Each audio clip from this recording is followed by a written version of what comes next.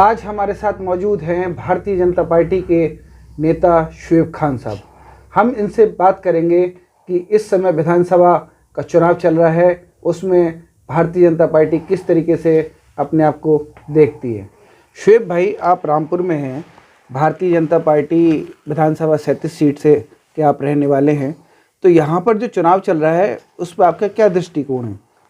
Bharatiya Janata party अपने आप को किस स्थान पर रख के लड़ रही है, कैसा चुनाव लड़ रही है, मुस्लिम वोटर का रुझान किस तरफ है?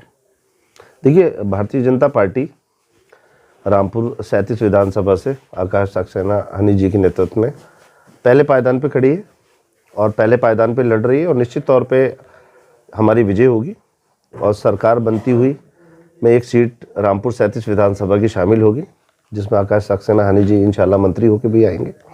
और रही बात मुस्लिम वोट की, मुस्लिम रुझान की, तो रेशो उठा के देखिए, भारतीय जनता पार्टी को जितने भी चुनाव हुए हैं उसमें रेशो हर बार बढ़ा है और इस बार पिछली बार के रिकॉर्डेड मैं आशा करता हूं कि उससे भी ज़्यादा रहेगा इंशाल्लाह।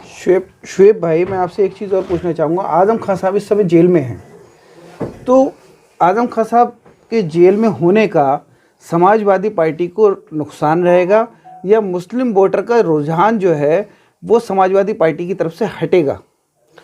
देखिए, आजम साहब अगर जेल में है तो अल्लाह ताला भाई उनकी रिहाई करे, उनके मुकदमे वगैरह अल्लाह जल्दी फारिग करे और अल्लाह का एताब और अजाब है जिसकी वो सज़ा भुगत रहे हैं, अल्लाह ताला भाई उनसे उनको शिफा दे। और रही बात वोटर की, वोटर आजम खान जेल में हो या शुएब खान जेल में हो या आकाश सक्सेना हनी साहब जेल में हो, वोटर का इस चीज़ से कोई इफेक्ट नहीं होता है। वोटर का इफेक्ट होता है काम से, वर्क से, जो भारतीय जनता पार्टी ने किया, गुंडागर्दी ख़त्म की और जिस तरीके से भारतीय जनता पार्टी ने सरकार चलाई उत्तर प्रदेश में भी और सेंटर में भी, तो ऑब्वियसली सारे वोटर्स का ध्यान भारतीय जनता पार्टी के साथ है। और जो प्रधानमंत्री जी की योजनाएं चल रही हैं उन योजनाओं में भी सबकी भागीदारी है। कभी भारतीय जनता पार्टी ने ये नहीं कहा कि ये योजना मुस्लिम के लिए, ये हिंदू के लिए। भारतीय जनता पार्टी की योजनाएं भी कॉमन है और भारतीय जनता पार्टी को वोट भी कॉमन ही मिलेगा। एक चीज़ और शुएब भाई मैं पूछना चाहूँगा कि आजम खां हो या अब्दुल्ला आजम खां हो, हमेशा वो मंच से या फिर पब्लिक में कमिश्नर रामपुर के जो डीएम रहे और अब कमिश्नर के पद पे मुरादाबाद मंडल में मौजूद हैं, हमेशा उन्होंने उनके लिए कुछ ना कुछ कहा है। कल भी अब्दुल्ला साहब ने कहा कि उन्होंने रामपुर के लोगों को एटीएम की तरह इस्तेमाल किया। उससे पहले आजम खान साहब ने पब्लिक में बोला कि तनखैया है, कलेक्टर वलेक्टर से मत डरियो। तो इतने बड़े नेता के लिए इस तरीके से बयान देना क्या उचित है? देखिए, एक व्यक्तिगत लड़ाई मेरे हिसाब से शायद लड़ रहे हैं अब्दुल्ला आजम साहब नहीं, क्या कलेक्टर साहब की उनके साथ कोई व्यक्तिगत लड़ाई थोड़ी होनी चाहिए? मेरे ख्याल से शायद जो सरकारी कर्मचारी मुझे ऐसा आपको लगता है कि वो उनकी व्यक्तिगत लड़ाई है? मुझे ऐसा लगता है कि व्यक्तिगत लड़ाई लड़ रहे हैं। और अगर कौन लड़ा व्यक्तिगत लड़ाई? बिल्कुल, मंत्री जी ने जो स्टेटमेंट दिया, आप बता रहे हैं कि अब्दुल्ला साहब ने जो स्टेटमेंट दिया, तो कोई उनकी व्यक्तिगत लड़ाई हो सकती है। लेकिन मैं जहाँ तक जानता हूँ, जहाँ तक मानता हूँ कि हमारे कमिश्नर साहब बहुत जेंटल पर्सनालिटी थे, बढ़िया इंसान थे, बहुत अच्छे तरीके से उन्होंने रामपुर में काम किया और जिस अच्छे लेवल पे उन्होंने काम किया तो उसकी सराहना करनी चाहिए। और जो मुकदमे उनके ऊपर लगे, पूछ रहा हूँ, इतने बड़े नेता को क्या ऐसे शब्दों का इस्तेमाल करना चाहिए? सर, मैं आपसे एक सवाल रखता हूं कि क्या अगर हम एक छोटे से छोटे अदना से अदना रिक्शा वाले के लिए भी कोई गलत क्या स्लैंग लैंग्वेज का यूज कर सकते हैं? क्या वो उचित है? उचित है ना? नहीं है ना? तो सर, इतने बड़े अधिकारी के लिए तो मैं समझता नहीं कि कोई, देखिए पॉलिटिक्स है, पॉलिटिक्स करिए। आप पॉलिटिक्स कर रहे हैं, पॉलिटिशियंस को बुरा कहिए, भारतीय जनता पार्टी को बुरा कहिए, कोसिए, सपा में आप हैं, हम सपा के लोगों को कोसे, वो बात अलग है। लेकिन एक अधिकारी, अच्छे अधिकारी, उनके लिए मैं नहीं समझता कि ये सब अच्छी बातें हैं। कल उनके बेटे ने भी मंच से बोला कि यहाँ पे जो कमिश्नर साहब रहे उनको जो है, या भारतीय जनता पार्टी यहाँ के लोगों को एटीएम की तरह इस्तेमाल कर रही है। देखिए, भारतीय जनता पार्टी का इस पूरे प्रकरण से, कमिश्नर साहब को, मंत्री जी के प्रकरण से कोई लेना देना नहीं है। सबसे बड़ी चीज़ क्या है कि जो उन पे मुकदमे कोर्ट में लंबित है, जो लोगों ने किए, उसके अगेंस्ट वो सजा भुगत रहे हैं, तो इसका भारतीय जनता पार्टी के किसी कार्यकर्ता से, किसी नेता से कोई लेना देना नहीं है। उनके आपसी मामले, अगर कोई अधिकारी के पास कोई किसी तरीके की एप्लीकेशन आएगी और कोई मुकदमा होगा तो वो अधिकारी उस पर काम करेगा। वो हमेशा कमिश्नर साहब को इस राजनीति में क्यों घसीटते हैं? भैया, खाली कमिश्नर साहब थोड़ी है, तो इस हिसाब से तो फिर उनको जज साहब को भी कहना चाहिए, सुप्रीम कोर्ट भी कहना चाहिए, हाई कोर्ट भी कहना चाहिए, रामपुर डिस्ट्रिक्ट कोर्ट के भी जज को कहना चाहिए, सभी को बुरा कहें। अधिकारी तो सभी सेम है, वो अपनी अपनी कार्रवाई कर रहे हैं। अच्छा शुएब भाई, मैं आपसे एक चीज़ और पूछना चाहूँगा। कल उन्होंने एक मंच से और बयान दिया कि आलिया स्कूल में बच्चों को उठाकर जो उन्होंने रामपुर पब्लिक स्कूल बना लिया था, मदरसा आलिया, मदरसा आलिया को, और वहाँ से बच्चों को उठाकर बाहर कर दिया गया। तो मैं ये पूछना चाहूँगा कि उस समय जब उन्होंने घर तोड़वाए थे, तो उस समय वहाँ पे जो चीखें और आवाज़ें निकल रही थी लोगों की और बच्चों की, क्या उनको सुनाई नहीं दे रही थी? उसमें आप क्या कहेंगे? देखिए, गूगल करिए आप, वो सारे रिकॉर्ड्स आज भी मौजूद हैं, गूगल करें आप, निकल जाएंगे सारी चीज़ें।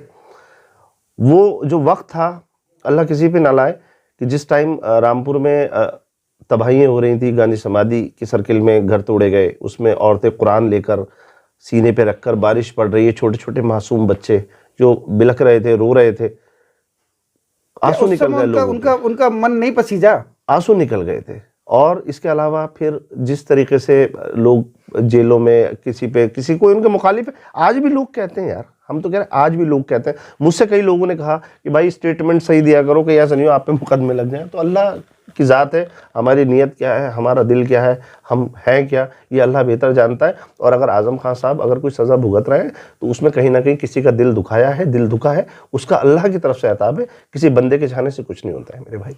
अच्छा, लोग कहते हैं कि आज़म खान साहब ने रामपुर के लिए बहुत डेवलपमेंट किया, रामपुर की सड़कें बनवाई, रामपुर की गेट तोड़वाए, उनको नया बनवा दिया। तो मैं पूछना चाह रहा हूँ, क्या उनकी नवाबों से कुछ ऐसा हमेशा रहा कि उन्होंने रामपुर के गेट तोड़वा के नए बनवाने का एक मुहिम ले ली थी? देखिए भाई, मैं अच्छा, उसमें उन गेटों में पैसा किसका लगा? सरकार का लगा, पब्लिक का लगा, किसका लगा पैसा? आज़म खान साहब ने क्या अपना पैसा लगाया था? देखिए, मैं सबसे बड़ी बात ये कहना चाहूँगा कि सरकारी पैसे का, मेरे पैसे का और आपके पैसे का और जनता के पैसे का मिसयूज हुआ। करोड़ों, हजारों करोड़ों रुपए रामपुर में बेबुनियाद तो आप मानते हो सीवर लाइनों में गेटों में घुसेड़ दिए गए। अगर इसी हजारों करोड़ों रुपए से अगर चंद फैक्ट्रियां लगा दी जाती तो रामपुर की बेरोजगारी दूर हो सकती थी, रामपुर की गरीबी दूर हो सकती थी। तो इस चीज़ पे कभी गौर नहीं दिया और मंत्री जी ने करोड़ों रुपए सीवर में, करोड़ों हजारों रुपए इधर गेटों में, ये सब वेस्टेज कर दिए, पुल बनवा दिए 300-300 करोड़ रुपए के पर्सनल चलने के लिए। तो ये सब पैसे का मिसयूज हुआ है। अच्छा, एक चीज़ मैं पूछूंगा, एक लालपुर का पुल था, लालपुर का पुल तोड़ दिया गया पहले, उसके बाद वो पुल आज तक नहीं बना है, जिसको नवाबी दौर में कभी बनाया गया था, और एक बहुत बड़ी कनेक्टिविटी थी स्वार और रामपुर के बीच में। बड़ा तो अच्छा सवाल, उसका जो लोहा था उसके बारे में भी लोग कहते हैं कि वो लोहा कहीं पहुंच गया। बड़ा अच्छा सवाल किया आपने सर। वो पुल शायद आपको ज्ञात होगा, वो पुल अपनी जगह नहीं, उससे हटके बन रहा है अभी, रिसेंटली जो बन रहा है उससे हटके बन रहा है। जी जी। तो बेहतर होता कि पहले पुल बना लेते और बाद को वो पुल तोड़ते, कि लोगों को जो आवक जावक में परेशानी है वो दूर होती। लेकिन it is part of politics. उन्होंने यहाँ पे 100% पॉलिटिक्स की। वहाँ तो स्वार के लोग कहते हैं कि हम पॉलिटिक्स की, को बहुत मैं बता रहा हूँ सर, उन्होंने तो बहुत डेवलपमेंट किया। सर अब्दुल्ला आजम ने कनेक्टिविटी क्यों तोड़ दी फिर? पहले क्यों नहीं बनाया? अब्दुल्ला आजम साहब ने अपने घर से तो पैसा लगाया नहीं, सब सरकारी खजाना है, मेरा आपका पैसा है। अब्दुल्ला आजम साहब ने डेवलपमेंट नहीं किया, सरकार का पैसा है। अगर हमारे हमजा मियाँ साहब अगर जीतते तो सरकारी पैसा लगेगा, तो हमजा मियाँ साहब के भी घर से नहीं लगेगा। अगर नकवी जी ने यहाँ रामपुर में पैसा लगाया तो नकवी जी के भी घर से नहीं लगा, सरकारी पैसा होता है। लेकिन उसका यूज और मिसयूज दो चीजें होती हैं। आप मिसयूज कर रहे हैं, करोड़ों रुपए आपके ट्रस्ट में आते हैं, आप यूज कर रहे हैं तो वो पैसा जेंटल जगह लग जाता है। तो पहले पुल बनना था, साइड से बन रहा है, फिर पुल टूटना था, तो लोगों को परेशानी नहीं होती। लेकिन ये पॉलिटिक्स हुई हाई लेवल की कि तोड़ दो, लोग परेशान होंगे कि अब्दुल्ला साहब जीतेंगे और सरकार आएगी तो पुल बन जाएगा। ना सरकार आई, अब्दुल्ला साहब जीत गए, ना सरकार आई, पुल जस का तस रह गया। अच्छा, इसके साथ साथ वो हमेशा नवाब खानदान के लिए बोलते चले गए, आज नवाब खानदान उनके लिए बोल रहा है। तो ये आजम खां और नवाब खानदान की लड़ाई के बीच में क्या रामपुर पिसता रहेगा? कभी इससे बाहर भी निकल के आएगा, नहीं आएगा? देखिए, सबसे बड़ी बात तो मैं ये बताऊं, पूरा रामपुर का बच्चा, रामपुर का बुजुर्ग इस बात को जानता है कि अगर रामपुर में आजम खान साहब की पहचान और अगर वो नेता बने हैं तो वो शायद नवाब खानदान की बहुत बड़ी देन है। मिक्की मियाँ के दौर में एक नारा होता था कि छोटा वोट दीवाने को दे दो, तो दीवाने आजम खान साहब को कहते थे। तो इसीलिए वो जीत जाया करते थे और मंत्री बने, विधायक बने। तो बहुत बड़ा रोल है नूर महल घराने का कि उन लोग आजम खान साहब को मंत्री बनाने में या नेता बनाने में। तो मैं गैर मुनासिब बातें समझता हूँ कि पर्सनली किसी को इंटेंड नहीं करना चाहिए। अच्छा, इसी के साथ मैं आपसे साथ एक क्वेश्चन और पूछूंगा कि कभी रामपुर कानपुर के बाद इंडस्ट्रियल एरिया में जाना जाता था। नवाबी दौर में रामपुर के अंदर बहुत इंडस्ट्रीज थी, लेकिन उसके बाद कई बार रामपुर से विधायक रहे आपके आजम खान साहब, उसके बाद फिर यहाँ से सांसद भी रहे। तो उन्होंने इंडस्ट्री के लिए क्या क्या काम किए, और काम किए तो क्यों नहीं किए, और मुसलमान उसको किस नज़रिए से देखता है? करोड़ों रुपए शुगर फैक्ट्री में फूंक दिए, सिर्फ धुआं निकला चिमनी से, और ओपनिंग हुई उसके बाद एक चीनी का दाना नहीं निकला, ये फैक्ट्री लगवाई थी। कांग्रेस कपड़ा फैक्ट्री और सैकड़ों फैक्ट्री रामपुर में चलती थी, कांग्रेस की सरकार ने वो सारी फैक्ट्री खत्म कर दी। कहाँ है रामपुर का? क्या रामपुर का इंसान सिर्फ बीड़ी बनाएगा? रामपुर का इंसान सिर्फ कारचोप करेगा? वो पढ़ा लिखा नहीं होना चाहिए, उसे तरक्की नहीं करना चाहिए, उसका हक नहीं बनता कि वो बाहर जाए, उसका हक नहीं है कि उसके बच्चे इंग्लिश मीडियम में सीबीएसई बोर्ड में पढ़े। क्यों रामपुर के लोगों के साथ पार्शलिटी हो रही है? क्यों सियासत गर्म करी जा रही है रामपुर के लोगों की? क्यों जातिवाद के और धर्म के आधार पर बांट बांट के रामपुर के लोगों को पीछा करा जा रहा है? इनको अल्लाह कभी माफ नहीं करेगा। अपनी चुनावी रोटियां कई हजार करोड़ की फैक्ट्री लग जाती है, इंडस्ट्री, समझ रहे हैं सर? हजारों करोड़ रुपए की इंडस्ट्री लग गई, रामपुर के कितने लोगों को कारोबार मिल गया? कहां है? किसी की अगर आप जमीन ले रहे हो, ठीक है, एक जेंटल मुआवजा दो, उसका भी दिल खुश हो। क्या सर्किल रेट पहले कम करा दिए जाते हैं? जो 10 लाख का सर्किल रेट होता है उसे 1 लाख का कराने के बाद 1 लाख रुपए के सर्किल रेट में जमीन अपने नाम रजिस्ट्री करा ली जाती है। ये कहां का इंसाफ है? आप मुझे बताइए, कहां का इंसाफ है? उस 10 लाख के सर्किल रेट को 20 लाख का कराया होता। आप तो खुद सरकार थे, आप तो खुद मुख्यमंत्री थे। उस 10 लाख के सर्किल रेट को 20 लाख कराया होता, फिर उसको मुआवजा दिया होता, वो आपको सीने से लगाता। आज केस नहीं करता आपके खिलाफ। कहां है इंसानियत? कैसी बात करते हैं आप? कैसा इंसान, कैसी इंसानियत? मैं बोल रहा हूं, इसलिए बोल रहा हूं कि मेरे साथ कुछ नहीं किया, अल्लाह ना करे, खुदा ना खासा, लेकिन तकलीफ होती है मेरे भाई, दर्द होता है मेरे भाई। जब औरत रोती है, बच्चे भिलकते हैं भूख से, तकलीफ होती है मेरे भाई। मेरी हिस्ट्री में जाना, मेरे मुंह से मत कहना, मेरी हिस्ट्री में जाना और मेरे देखना अमाल क्या है लोगों के साथ, मैं करता कैसे हूं लोगों के साथ। दर्द और दिल दोनों एक चीज होती है भाई। आपके दिल में दर्द होता है किसी के लिए तो आप करोगे, नहीं तो मैं भी और सब अपने अपने खोंचे समेटते हैं और फैक्ट्री और इंडस्ट्री लगाते हैं, जिनके बच्चे बाहर पढ़ के आते हैं अमेठी, और वो सब हाई क्लास मामले होते हैं, अरबों खरबों रुपए बाहर सेटल हो जाते हैं। अगर गरीब बीड़ी वाला करते हो तो कहां है बीड़ी वाला? कौन से बीड़ी वाले के बच्चों को तुमने 10 करोड़ 20 करोड़ रुपए कमवा दिए? अच्छा, किसको कमवा दिए? चंद ठेकेदारों को कमवा दिए 2-2, 300 करोड़ रुपए, जो आज आपके चुनाव में आपके साथ नहीं है। कोई कहीं भागा हुआ, कोई कहीं भागा हुआ है, कोई कहीं भागा हुआ है।